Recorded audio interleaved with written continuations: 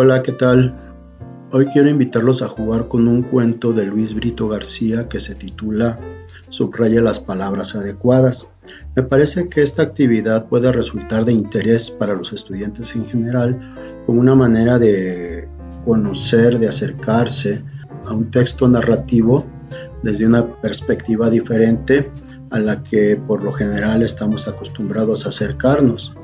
Para los jóvenes a quienes les gusta escribir, se interesan por la creación literaria, les puede proporcionar ideas, les puede sugerir diferentes formas de crear sus propias historias y de ser más ingeniosos, de ser más creativos, de utilizar la imaginación de una forma diferente para elaborar sus propios textos.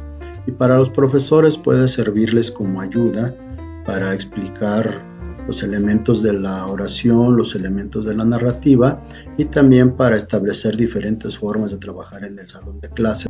El cuento en un primer momento puede parecer un poco confuso. Cuando yo lo leo con mis alumnos, al principio les cuesta trabajo entender de qué se trata la historia. Voy a dejarles la copia aquí en los comentarios del cuento. Es un cuento corto. De cualquier manera aquí lo están observando ustedes. Voy a leer nada más una parte para que vayan entendiendo cuál es la lógica del cuento. Dice: una mañana, tarde, noche, el niño, joven, anciano que estaba moribundo, enamorado, prófugo, confundido, sintió las primeras punzadas, etc. Observen cómo está acumulando elementos, pero si se dan cuenta, esos elementos tienen algo en común. En primer lugar, la mención de un tiempo específico, la mañana, la tarde o la noche, que es el elemento que unifica esta parte, podemos considerarla como el momento en que comienza la historia. Si lo vemos desde el punto de vista de la narrativa, la historia puede comenzar una mañana, puede comenzar una tarde o una noche.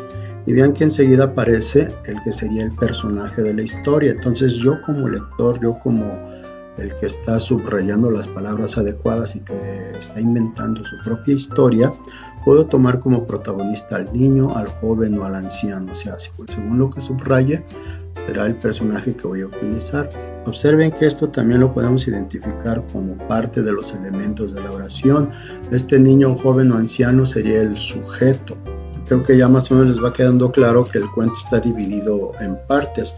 Y antes de pasar al proceso de subrayar y de identificar los elementos, conviene ir separando cada uno. Aquí ya establecí yo las separaciones y como ya había señalado, el momento en que comienza la historia, algo que puede funcionar como un indicador de tiempo, mañana, tarde, noche sería el primer elemento, el siguiente que sería el sujeto o el personaje, niño, joven, anciano, son los primeros elementos que aparecen en el texto. Observen que a partir de conjunciones, preposiciones, signos de puntuación, podemos identificar esos elementos.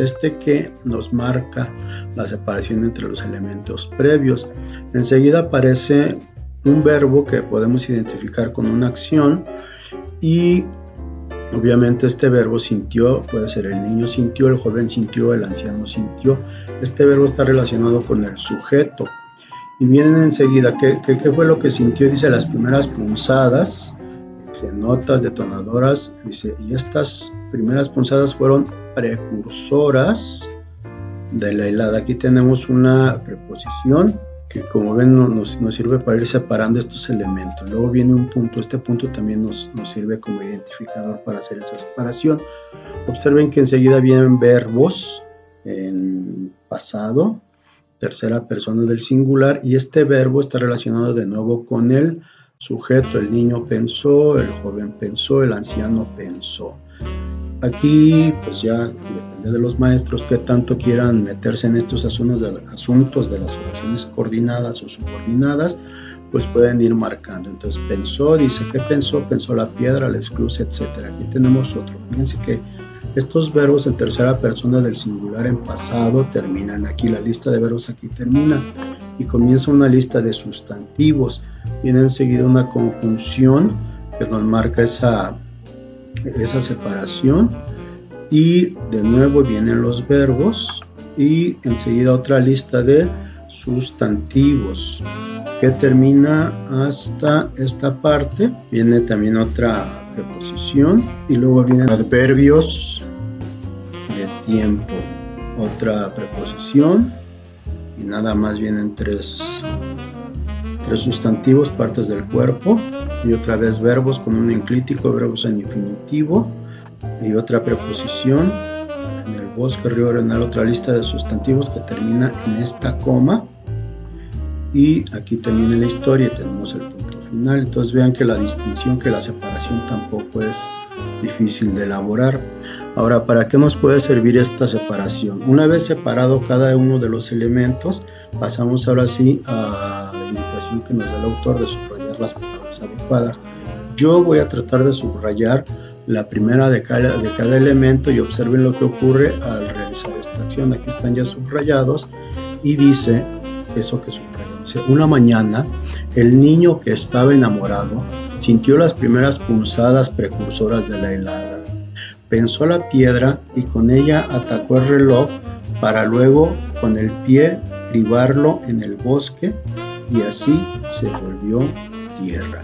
Y de esta manera, subrayando las palabras adecuadas, yo tengo mi historia. Obviamente, si subrayo otras palabras, la historia va a ser diferente, y esto es algo de lo que le da interés a este cuento. Cada estudiante en el salón puede crear su propia historia, porque no sabemos en qué momento quiere iniciar su historia, no sabemos qué personaje vaya a incluir, ni sabemos tampoco qué acciones va a desarrollar ese personaje. Observen que hay ciertas palabras que no deben omitirse, porque esas son las que le dan coherencia y lógica a la historia, como los artículos determinados o indeterminados. Una, el que estaba, sintió las primeras de la, luego el verbo, enseguida la, y con ella. Aquí, si se refiere a la piedra, pues obviamente hay que ajustar el número, que este es singular y este es plural, habría que dejarlo en singular. Sintió la piedra, pensó la piedra y con ella atacó el reloj para luego. Entonces él, y con ellas, para, luego con él son los elementos que no deben faltar. Cribarlo, cribarlo se refiere al reloj, así que debe ir en singular también. En él también no se debe omitir. Y el final para todas las historias, si se fijan, es el mismo porque no tiene más elementos, y así se volvió tierra. Este es el final de todas las historias. Pues me parece que de esta forma tan sencilla podemos hacer juegos interesantes con este cuento de Luis Brito, que como ven es interesante, es ingenioso, y a nosotros como lectores nos permite crear nuestras propias historias. Pues aquí se los dejo, profesores, si quieren trabajarlo en el salón. Obviamente yo nada más señalé algunas generalidades, ustedes pueden ver con más calma y pueden identificar qué otros recursos, qué otras actividades pueden derivar de esta lectura.